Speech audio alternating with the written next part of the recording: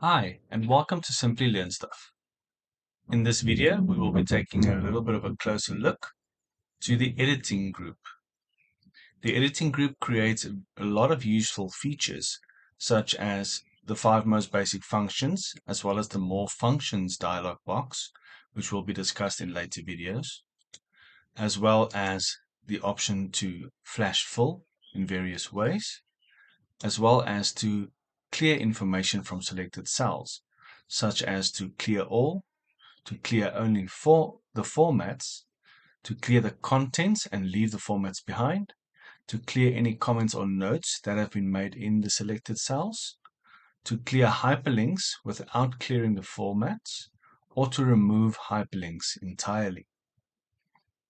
The editing group also contains various ways that you can sort your information, such as in ascending or descending order, or to apply filters to your information so that you can filter it more easily for a summary view. It also has the find option, as well as find and replace option, and even a go-to option where you can type in a cell reference to easily navigate large sets of data. You can also find specific formulas, notes, or even specific conditional formatting or data validations.